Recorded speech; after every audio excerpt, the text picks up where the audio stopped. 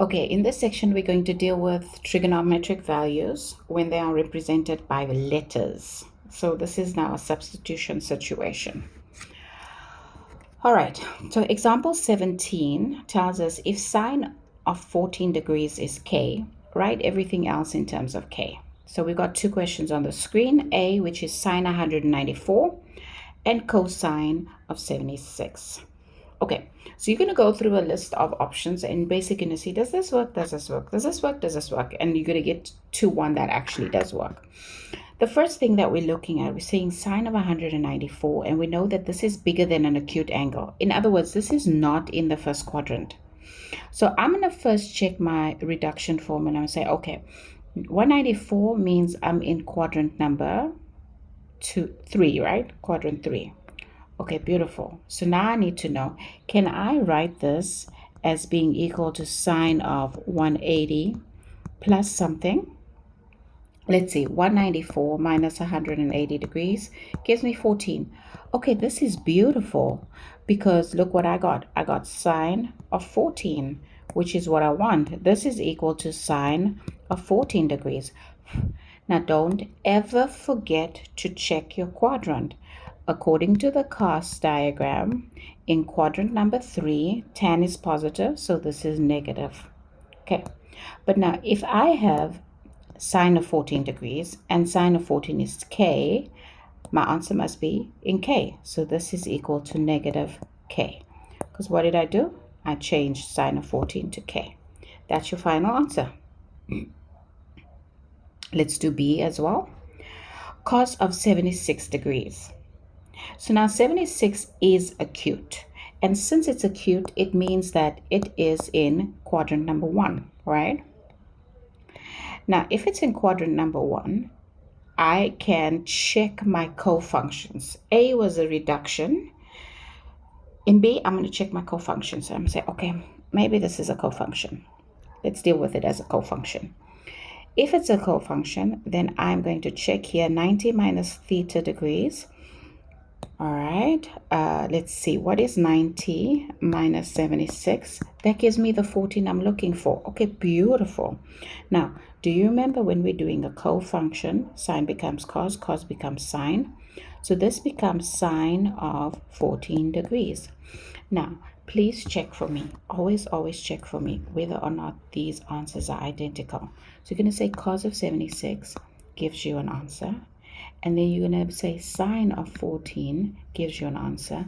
And these two numbers on the screen must be identical. Positive, negative, identical. Otherwise, you fiddle with it in order to get your negative sign if you don't know how to get it, okay? Here we have our sine of 14 degrees. So cos of 76 is equal to k. Okay. Our next question is going to be, let's put this down. Our next question is question C, which is cosine of 14 degrees. Okay, cos of 14. This is in quadrant 1, right? So I'm not going to use reduction because it's not 183.60. I'm not going to use cofunction. Okay, let's check cofunction. Cos of 14 degrees, let's say 90 minus 14, that gives us 76. If I go and I say sine of 76, that takes me away from the 14 that I want. Changing cos 14 to sine 76 is mathematically correct, but I can't write sine 76 in terms of k. So to answer the question in front of me, that is frustrating. I can't use sine 76. Okay. Now let's try the next option. So you see on the right, I've got all of these theory that I'm going through. I've got a checklist that I'm going through one at a time. So let's check ratios. Okay, so if I'm doing ratios, I'm going to say, okay, cos of cosine is equal to x over r. Okay, and let's put the degrees in there. Cos of 14 degrees is equal to x over r. That's where I'm starting. Where do I want to end? I'll write in blue actually. I want to end with sine of something, and sine sine, specifically I want sine of 14, right? Because that's the yellow that I'm looking for. I'm looking for k. Sine of 14 is equal to y over r.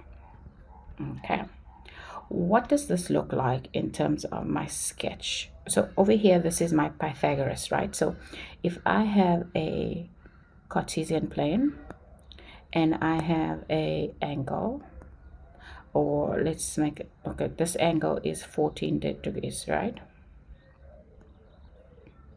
Okay, then that means that over here I have a y value, and it means that over here I have an x value, right? So I have x and I have y. According to this thing, sine of 14 is equal to k. So let's go to Pythagoras. If we are saying that according to Pythagoras, x squared plus y squared is equal to r squared. Are we in agreement with that? Beautiful. Now, what if we decided that r was 1? I know that we always say r is 2, but what if we decided that r is 1? That would make life easier. Okay, so we can say, okay, let's make r 1. That means that this is x over 1 and y over 1. Okay, so we're going to say, okay, let's make this 1 squared. So what are we solving for, x or y? X is on the cosine and y is on the sine. We want an answer for cos of 14, so we are going to deal with x first, okay? So if we want x alone, we're going to say x squared is equal to, let's change that to 1, right? Is equal to 1 squared minus y squared. Are we in agreement with that? But what is y? If we make sine of 14 y over r, if we make it y over 1, then that means that y is equal to k.